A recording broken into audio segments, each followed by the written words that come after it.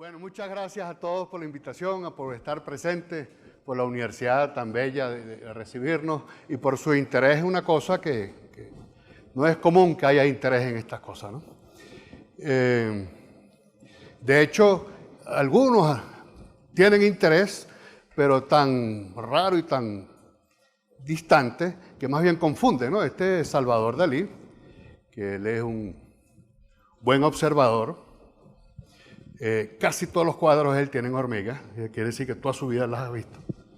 Pero si se fijan bien, aquí tienen una ampliación del cuadro, él las dibuja con 2 patas de cada lado, o sea, 4 en total. Es decir, que un artista, un genio como Dalí, le tenía miedo a las hormigas de tal forma que no las vea como eran. Eso fue durante la mitad de su vida, hasta que un entomólogo se lo explicó, y después los últimos cuadros ya los dibujó con 6 patas. Entonces, vamos a hablar un poquito de las hormigas, no solamente para que aprendan que tienen 6 patas en vez de 4, sino que realmente son las sociedades más complejas y más sofisticadas que existen sobre el planeta, mucho más que las nuestras. Bueno, las hormigas biológicamente las definimos como himenópteras, quiere decir que tienen alas transparentes. Casi nadie ha visto las hormigas con alas, ¿no? Bueno, porque lo que ustedes ven no son hormigas, son obreras de colonias, no son individuos fértiles. Los individuos fértiles, los que se reproducen, el macho y la hembra, los sexuados, tienen alas, igual que las avispas e igual que las abejas, son himenópteras todas. Entre abejas, avispas y hormigas debe haber unas 200.000 especies en el mundo. De hormigas solamente hay como 20.000. O sea, hay muchas hormigas diferentes.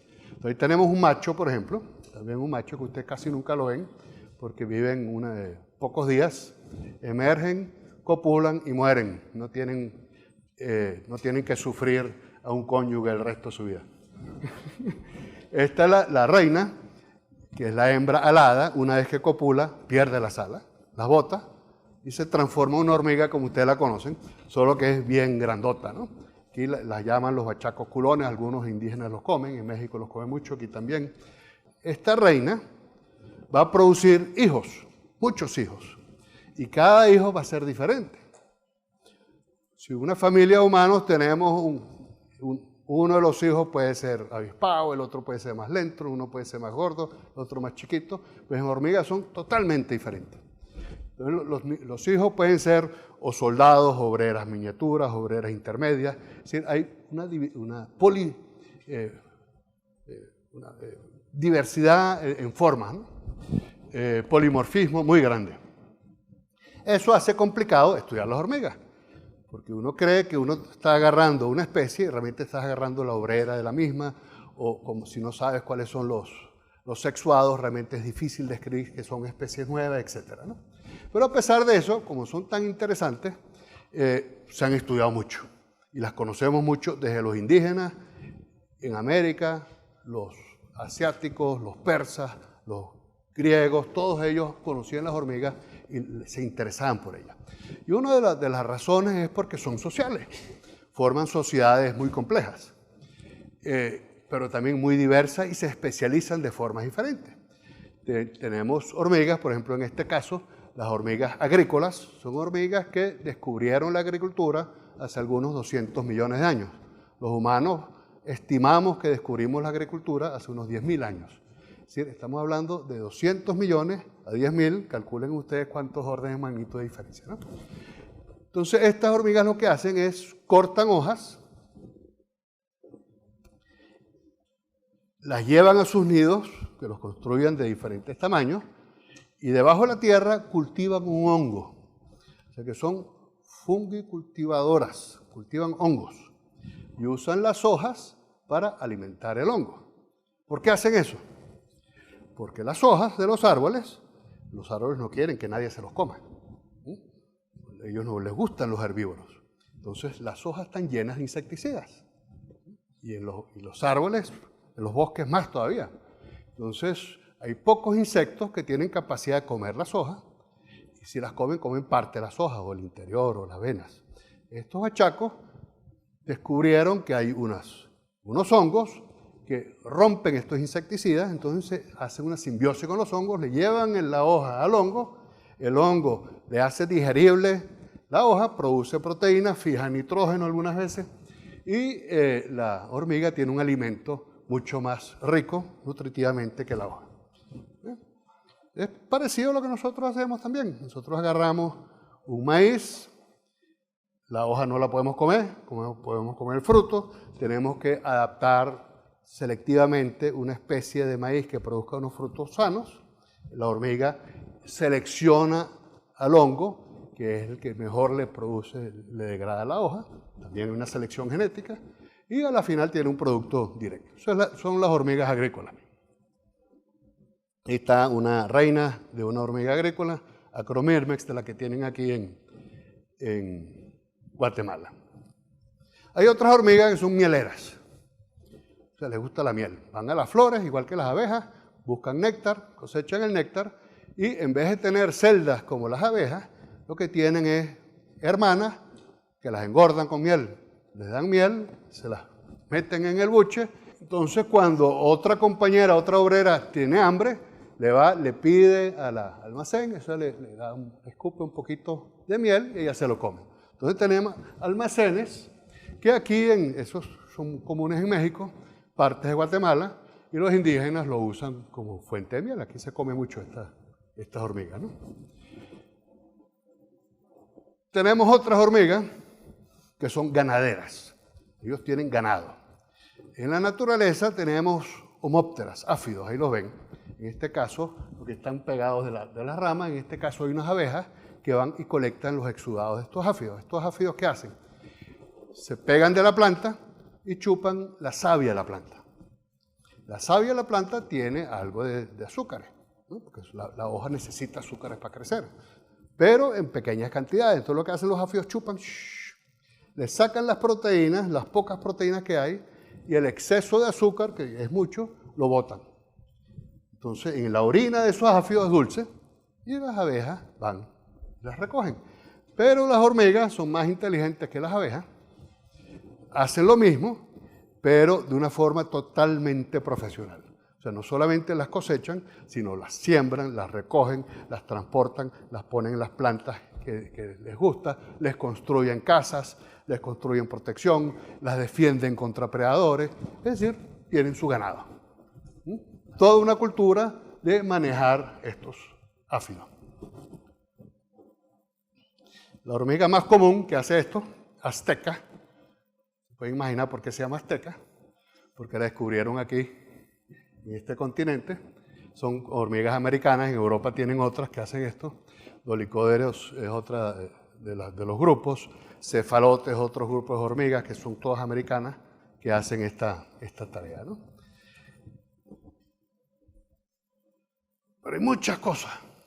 Las hormigas más comunes que ustedes ven posiblemente son simplemente cazadoras, ¿no? Cazan lo que consigan por ahí, Lepiópteras, otros insectos, los agarran y se los comen. Entonces tienen mandíbulas especiales para cazar. Son como unas trampas. Entonces se quedan quietecitas, espera que algo pase, se lo agarran. Algunas, otras cazan activamente, otras se especializan en cazar en los árboles. Pero imagínate tú, si tu nido está en la tierra y tú te metiste en un árbol 50 metros más allá y te caes, ¿dónde estás? Te puedes morir, ¿no? Son metros y tu casa está lejos. Y además cuesta caminar tanto. Entonces esto lo que hacen es planean, son planeadoras.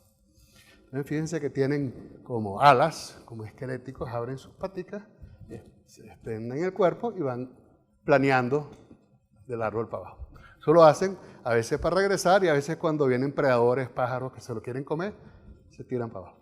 O sea que descubrieron la aviación también, pueden volar y no con alas, ¿no? Claro, en la naturaleza todo el mundo busca sobrevivir, ¿no? Y busca beneficiarse de cosas. Fíjense que las hormigas comen herbívoros, comen larvas, ¿no? Y las plantas no son brutas. Aunque no tienen cerebro, no quiere decir que sean tontas, ¿no? Entonces ellos buscan atraer hormigas para que la hormiga las proteja de los herbívoros. Entonces hay muchas plantas que tienen estructuras para atraer hormigas, únicamente. Son simbiosis planta-hormiga, auspiciada por la planta. Aquí vemos la acacia, que también hay aquí mucho en Centroamérica, tienen unos espinos que son huecos y las hormigas hacen sus nidos ahí. Otras, una cecropia que también hay aquí en Guatemala, tiene los cuerpos mullerianos. Son unas estructuras en la planta que producen unos cuerpitos blancos que ven ahí, que están llenos de proteínas y las hormigas se las comen. Para que la planta tenga siempre presencia de hormigas. Es decir, la planta se beneficia porque la protege la hormiga y la hormiga se beneficia porque recibe alimento o un complemento alimentario. Hay especies solamente dedicadas a esa tarea que se especializan en vivir en simbiosis, que no las consigues sino en simbiosis con una planta, no viven de otra forma. Como viven en árboles, son muy visuales, tienen ojos muy grandes. Las hormigas que viven debajo de la tierra, el ojo no les sirve para mucho, ¿no? Entonces no tienen ojos grandes. Pero los que viven en los árboles, si dependen de la vista, también tienen ojos grandes. Y estas especializaciones pueden ser muy sofisticadas. Puede ser una especie de hormiga con una planta, o puede ser un grupo de hormigas con un grupo de plantas y epífitas, ¿no? Entonces se forman las ciudades o los jardines de hormiga que llaman, que son mezclas, inclusive termitas, avispas, crean unas comunidades multiespecies, unas comunidades ecológicas de varias especies beneficiándose una de otra, ¿no? La hormiga más común que hace este tipo de cosas es Crematogaster, se la enseño para que la reconozcan. Ella tiene muchas propiedades interesantes, ¿no? Ella usa guerra química, esa no tiene aguijón, bueno, lo tiene residual, ¿no? Como el apéndice nuestro, se tiene que tener un microscopio muy fuerte para verlo. Y las mandíbulas son muy blandas. Entonces lo que hace, levanta el rabito, o sea, el trasero, el popó, y dispara químicos. Entonces en algunos casos explotan, como en otros casos simplemente repelen, son urticantes, y en otros casos huelen mal. Por eso el ácido fórmico viene de las hormigas. Es un ácido que ustedes se echan ácido fórmico en los ojos y les va a quemar un rato, se van a divertir, y se llama fórmico porque son las hormigas que lo producen. Y los griegos y los romanos le dieron el nombre del animal, ¿no? Es uno de los venenos, pues tienen muchos más. Hay hormigas que son guerreras, que son totalmente carnívoras, que tienen nidos muy grandes, colonias de millones de individuos, y que necesitan comer mucho. Si eres muchos obreros, pues tienes que tener mucho alimento. Y es tanto lo que comen que acaban con todo lo que hay en una zona, como los hunos. Tienen que migrar, tienen que cambiar de sitio todos los días, porque si no se mueren de hambre. Son las hormigas guerreras, son nómadas, van viajando, y para viajar crean puentes, saltan ríos, saltan cosas. Son especialistas en migrar, ¿no? Y tienen una estructura diferente. Aunque los llamemos soldados a estas obreras, realmente lo que son tractores, gandolas. El alimento que recogen lo agarran con sus mandíbulas y lo transportan. Son transportadoras. Pero también, claro, con esas mandíbulas pueden cortar, ¿no? Y pueden matar un alacrán y pueden matar un bebé. Los indígenas en el Amazonas les gustan esas hormigas porque las acaba con toda la limaña, los ratones, las cucarachas, acaban todo, ¿no? Pero si tienen un bebé, tienen que llevárselo porque si no se lo comen también. Entonces son peligrositas. Hay otras que se especializan en comer mosquitos y saltan. Espectaculares como saltan, ¿no? Y rapidísimas. Ese grupo de hormigas claramente tiene los ojos muy desarrollados, se especializan en ver bien y en saltar bien, ¿no? Hay otras que son especializadas en cosas que todavía no entendemos, ¿no? Estas Strumigenes, sabemos que cada especie de hormiga, son muchas especies diferentes, cada especie come un solo tipo de insecto. Esta come un colémbola, solamente ese, no come otra cosa. Y otra especie come otro insecto. O sea, son especializaciones muy, muy finas Y hay muchas especies que son así, pues se especializan en un tipo de insecto, más nada. Otros comen huevos de grillos, otros comen huevos de mariposas. O sea, hay muchas especies de hormigas que tienen un hábito muy, muy específico. Leptogenis se especializa en termitas, ellos solamente comen termitas. Y hay especializaciones que son interesantes. Este es un milpié, no sé si ustedes los conocen, lo deben haber visto. El milpié parece inofensivo, ¿no? Y como uno no se lo come, uno no le preocupa, ¿no? Pero para los que comen milpié, ellos tienen cianuro. El milpié produce cianuro para que no se los coman. Entonces son sumamente tóxicos. Pero hay hormigas, algunas, que tienen una defensa contra el cianuro y pueden comer estos milpiés. De hecho, bueno, ya tenemos algunas proteínas aisladas, entonces ya existen formas biológicas de protegernos contra el cianuro, ¿no? Copiado de las hormigas. Hay otras, como ven, estas tienen una forma que solamente viven dentro de nidos de termitas. O sea, están asociadas a nidos de termitas, pero no son simbiontes porque no le dan ningún beneficio a la termita, simplemente se las comen. Muy bien, vi que contaste las paticas, muy bien, ¿no? Porque hay algunas de estas fotos, no las traje aquí, pero que tienen 8 patas. Porque hay arañas que se quieren disfrazar de hormigas para que no se las coman.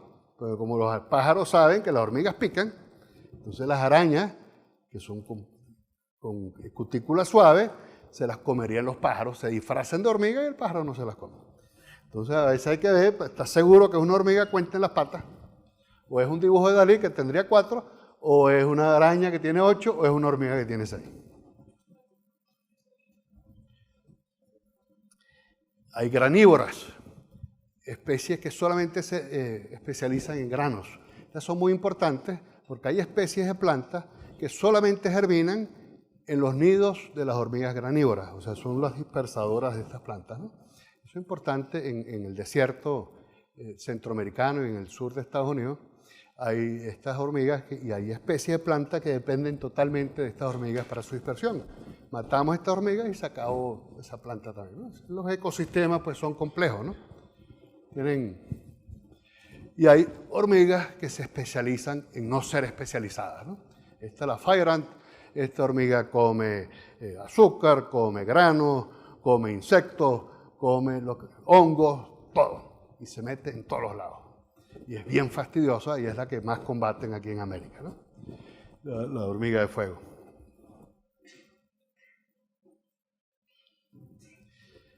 Bueno, diversidad. Claro, para mantener una colonia con esa especialización necesitas herramientas, ¿no? ¿Qué herramientas? Ellos no tienen escritura, no tienen vocales, no producen, algunas producen sonido, pero no se comunican con sonido. Entonces, ¿cómo se comunican? Tienen 2 formas de comunicarse. Uno, con anteneo, con contactos, que es una forma de sonido. Pues si tienes una frecuencia de contacto, son ondas tipo sonido, ¿no? Y la otra es química, producen sustancias químicas. La comunicación química es fabulosa. Bueno, nosotros no la entendemos, nuestro cerebro químico está atrofiado. O sea, parte del cerebro que usan los animales para química, nosotros lo usamos para visión. Nuestro desarrollo evolutivo se consumió parte del cerebro que usan otros animales para química. Entonces nos cuesta entender lo que hace una hormiga. Pero la comunicación química es muy útil, primero porque es permanente. O sea, hay olores que duran días, semanas, meses. Entonces tú puedes dejar mensajes que duren en el tiempo. Otros mensajes los puedes hacer que duren segundos. Si es una sustancia muy volátil, el mensaje se va rápido. Entonces tú puedes regular el tiempo que dura el mensaje. Eso es algo que podemos hacer ahorita con Netflix, ¿no? Recientemente con alguno, ¿cómo se llama? Esta aplicación que se van los mensajes. Pero es muy nuevo, ¿no? Las hormigas ya inventaron eso hace rato largo, ¿no? Y también tienen una fábrica en diferentes partes del cuerpo, una fábrica de productores de olores. Son glándulas especializadas en producir sustancias químicas específicas. Entonces se creó, los humanos crearon una ciencia que se llama ecología química, donde estudiamos esos compuestos y los diferentes efectos e impactos que tienen sobre la naturaleza. Algunos inducen producción de hormonas en plantas, otras producen cicatrices o son tóxicas. O sea, hay un mundo de química fabuloso que recién ahora estamos empezando a entender, ¿no? Y una de las propiedades pues, de estas sustancias es crear indicativos para los caminos, que es lo que uno ve mucho, las trillas de hormiga, ¿no? Y bueno, los digo aquí porque hay que decirlo, porque de eso vivo, hay hormigas plagas y la gente me paga a veces para controlarlos, ¿no? Entonces, donde más investigación hay es en las hormigas plagas. Hay control y hay toda una ciencia que se dedica a eso. Entonces, ¿para qué este cuento? ¿Por qué yo le he hecho ese cuento a ustedes que no son biólogos, no? Dirán, estamos perdiendo aquí el tiempo. Bueno, resulta que las sociedades no somos estáticas. Las sociedades cambian. La sociedad guatemalteca hoy es diferente a la que hubo hace 300 años y diferente a la que hubo 5.000 años. Y es diferente aquí como lo es en China. Nosotros creemos, uy, somos tan sabiondos que podemos resolver todo. Pero resulta que no es así, porque realmente no somos tan sabiondos. La mente humana no da para mucho, aunque no lo creamos, nos cuesta entender los fenómenos complejos, y más cuando están interrelacionados. Y no podemos predecir bien el futuro, ¿no? La ventaja de las hormigas es que ellas pueden ser más brutas que nosotros, pero tienen más experiencia. Y son 20.000 tipos de sociedades diferentes, 20.000. O sea, todas las posibilidades de tipos de sociedades, ellos han tenido más posibilidades de explorarlas que nosotros. Nosotros, antropológicamente, podríamos llegar a unos cientos de tipos de sociedades si somos así muy finos, pero realmente no tenemos mucha diversidad. Entonces, si estudiamos evolución de sociedades con hormigas, nos da una perspectiva muchísimo más grande, muchísimo más amplia, ¿no? No solamente en diversidad, también en tiempo. No sé si ustedes están familiarizados con las ventanas del tiempo. Nuestro cerebro no tiene mucha capacidad para entender eso, ¿no? Pero cuando hablamos de miles de millones de años, esos son fenómenos que no tienen nada que ver con si hablamos de miles de años, y no tienen nada que ver que si hablamos de cientos de millones de años, y no tienen nada que ver que si hablamos de horas o de meses. O sea, cada ventana de tiempo es un paisaje totalmente diferente. Y para problemas evolutivos es fundamental tener fotografías de diferentes ventanas de tiempo. Entonces, si nosotros vemos los insectos, aparecen unos 300 millones de años de ahorita.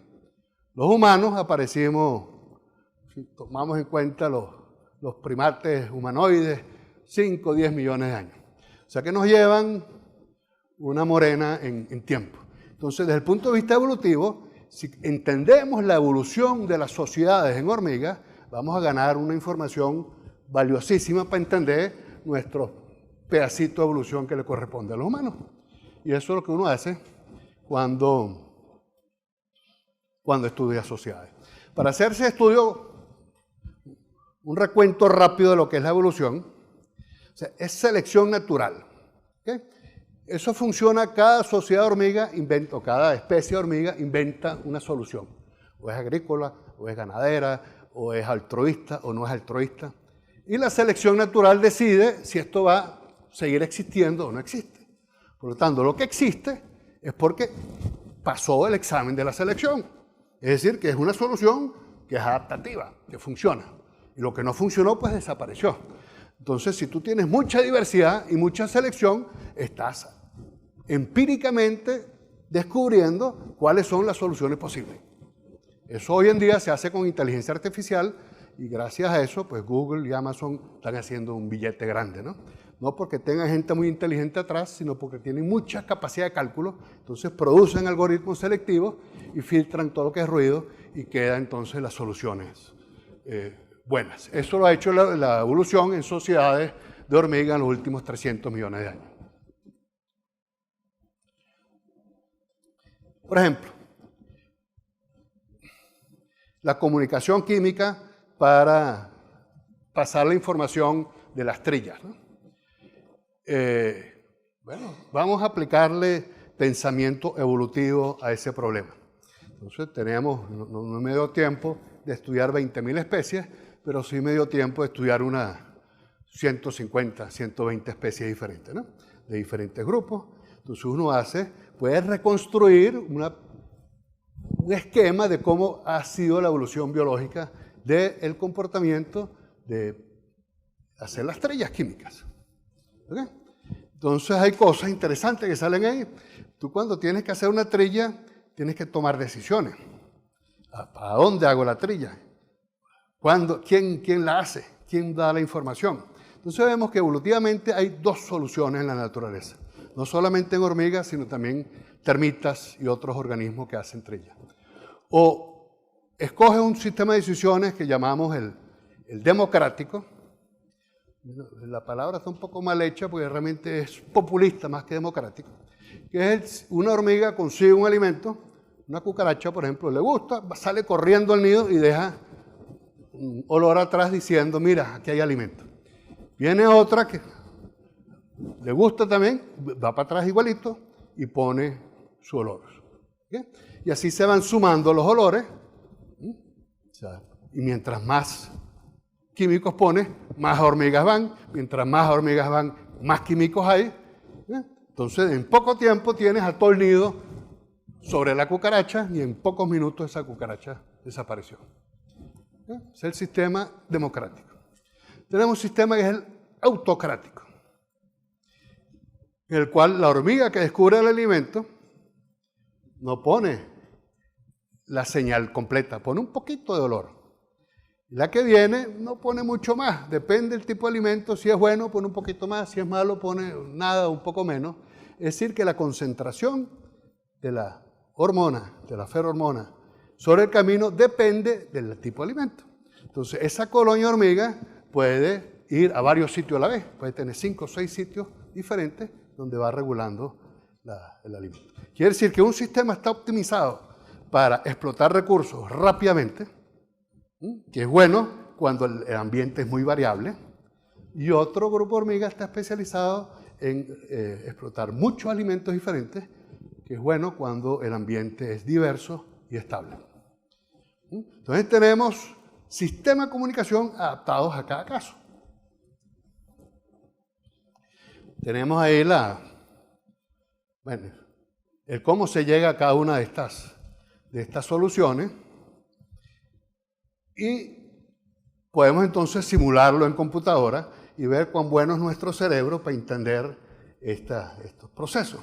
Entonces hablamos de inteligencia social, es decir, el sistema de comunicación y los sistemas de toma de decisiones para resolver un problema en sí forman una inteligencia social. Y es tan buena que si uno trata de competir con estas cosas, le va a costar. Esto lo pueden bajar ustedes en internet, lo pueden correr en internet y pueden tratar de ganarle, ¿no? Pueden matar a las hormigas y ver, entonces ponen niveles más difíciles y a la final estoy seguro que no van a poder lograr ganarle a las hormigas. O sea que siempre a la final, en un momento dado, la inteligencia social es más inteligente que la humana, ¿no? Es una guerra entre la inteligencia del jugador, la individual, contra la social. Pero bueno, eso es para divertirse, pero eso tiene implicaciones en inteligencia artificial muy, muy importantes, ¿no? Y la inteligencia artificial nace tratando de emular conductas sociales de hormigas, ¿no? Bueno, ya es más sofisticada, pero sigue habiendo una interacción muy fuerte entre etología evolutiva e inteligencia artificial. Pero uno de los problemas que yo me imagino que a ustedes les interesa más es cooperación, ¿no? ¿Por qué la gente coopera? ¿Por qué existe altruismo o existe altruismo? Realmente es mejor ser altruista que ser egoísta. ¿Por qué hay sociedades basadas más en el individuo y otros que son más socialistas, más comunales? ¿Cuál es la ventaja y desventaja de cada sistema? Una sociedad capitalista evolutivamente es más estable que una socialista. Bueno, los humanos estamos experimentando, ¿no? Pues las hormigas ya pasaron por eso. Entonces nos pueden enseñar cosas, ¿no? Entonces, lo bonito es que en la cooperación salen fenómenos emergentes. Emergen cosas que sin cooperación no se sabía que existían. Entonces hablábamos de sinergias y de fenómenos emergentes. Y el proceso evolutivo, lo que entendemos hoy en día, de la evolución darwiniana, la evolución biológica, es que tiene varios componentes. Darwin hablaba de la sobrevivencia individual, o sea, de todas las cosas que la evolución hace para que favorezca tu sobrevivencia propia y la de tus niños, la de tu cría. Darwin también descubrió que había la selección sexual, es decir, que no solamente es importante sobrevivir, sino atraer la pareja. Si tú no atraes la pareja, no te vas a reproducir. Entonces puedes ser muy fuerte y muy vivo y muy comelón, pero si no te reproduces, la selección natural no te va a favorecer. Y hoy en día sabemos que existe otra fuerza, además de la individual y la sexual, que nosotros la llamamos la sinérgica o la cooperativa o la social, que es que tu interacción con otros individuos pueden aumentar tus posibilidades de sobrevivencia. Es decir, tú te puedes relacionar con otro individuo a lo bestia, ¿no? Dándole golpes y tratando de robarlo, y te van a dar golpes a ti, y bueno, a veces pues que sobreviva, ¿no? Una estrategia disipativa que hay gente que lo hace, pero que no es muy eficiente. Entonces pensamos muchos, o pensábamos algunos, de que el altruismo era una herramienta que podría funcionar, ¿no? Tú eres altruista, tú te sacrificas para el otro en función de un bien común que no era definible. Bueno, si uno realmente lo analiza a fondo y con simulaciones y analizando evolución de conductas en hormigas, uno ve que el altruismo y explotación es lo mismo. O sea, si uno pierde y el otro gana, eso no son relaciones sinérgicas. Si el altruismo de verdad es de verdad, no es evolutivamente estable, no va a evoluir. Lo que pasa es que hay un elemento del altruismo que uno se le olvida. O sea, si yo a mi vecino todos los días le llevo una panquequita y lo trato bien, como estoy soltero, bueno, que no es verdad, pero supónganse que no tengo esposa y me da un infarto al corazón, yo llamo a mi vecino y me salva la vida. Entonces realmente no he sido yo altruista, sino he sido inversor social a futuro. Lo que tengo son inversiones para mi futuro a largo plazo. Y de hecho, la gente simpática, la gente cariñosa, es más querida y la ayuda más y sobrevive más una catástrofe que el gruñón, el egoísta y el que se esconde. Entonces, muchas de esas cosas que creemos que son altruismo son actividades sinérgicas. El win-win, que está dibujado aquí también atrás, donde todos salen ganando. Si existen esas relaciones, evolutivamente se fijan inmediatamente. Entonces, las conductas con esta visión que nosotros vemos en el reino animal y en el humano, de cooperación, son estables evolutivamente si tienen un componente sinergístico. Esa visión nos permite ver el mundo de otra forma. Nos permite ver la mano negra, la mano peluda, la mano invisible de Adam Smith como una interacción sinérgica. O sea, si tú tienes división del trabajo que no es sinérgica, esto no va a funcionar. También tengo en la misma página donde está el jueguito de las hormigas, hay un juego de Adam Smith, donde tú puedes tener una economía con un solo agente, o con dos agentes, o con tres agentes, y vemos cómo aumenta la eficiencia con la división del trabajo. Entonces, esto nos permite, esta humildad de no creernos únicos en el mundo, sino tratar de ver en otros individuos, nos ilumina nuestras propias actividades, ¿no? Para terminar, entonces, hay muchas más cosas que podemos aprender. Además del placer estético, no sé si ustedes pudieron apreciar las hormigas, que ustedes no la ven de esa forma. Cuando la ves una manchita es una cosa, cuando la ves bajo la lupa es otra. Y no es lo que es de verdad, porque esto es una fotografía defectuosa. Si lo ves con microscopía buena, eso es un espectáculo.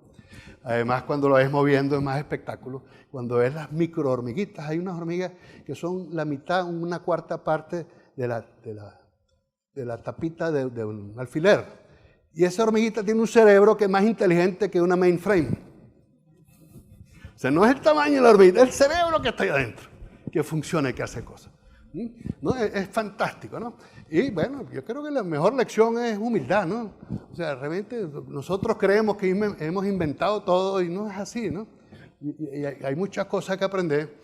Y lo que estamos haciendo ahorita es usar las herramientas que nos sirvieron para estudiar la evolución en hormigas para estudiar sociedades humanas. Y eso es lo que estamos haciendo con simulaciones. Y bueno, no se ven cosas muy diferentes. Vemos que hay leyes fundamentales de la dinámica social. O sea, hay una ciencia que llamamos sociodinámica, como la termodinámica, sí, leyes físicas básicas de la interacción, que aparecen como productos emergentes de sistemas complejos sociales. Y eso nos permite ver las interacciones sociales con otro punto de vista. Entonces, por ejemplo, la economía, para nosotros los sociodinámicos, no tiene ningún sentido si no la unimos con las emociones, con la sociología y con la política.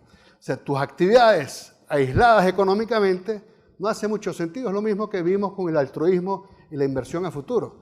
O sea, a veces tus actividades son porque le tienes arrechera a otro, porque te hizo algo malo. O porque quieres enamorar a alguien y entonces tienes que demostrar que es un costo. O sea, si pierdes el contexto del individuo en que está actuando, sus sentimientos, sus emociones, no los vas a entender. Y eso lo descubrieron los economistas gracias a los psicólogos tipo Kahneman, economía conductual, y hoy en día, pues gracias a eso, varios se han ganado su premio Nobel y empezamos a ver la economía con otros ojos, ¿no? Que mucho más allá de lo que pudieron vislumbrar los clásicos del liberalismo, los amigos Hayek o otros personajes que quiero mucho, pero que no tenían las herramientas que tenemos hoy en día para entender la economía. Entonces yo creo que tenemos, o sea, hay que estudiar los clásicos, claro que hay que estudiarlos, pero los clásicos no tienen las explicaciones para todos los problemas, no las tienen. Entonces hay que abrirse, hay que abrirse. Hay que estudiar sistemas complejos, hay que estudiar etología, hay que estudiar evolución, hay que entender los fenómenos con una visión mucho más amplia y seremos más humanos por eso, porque entenderemos más, entenderemos mejor.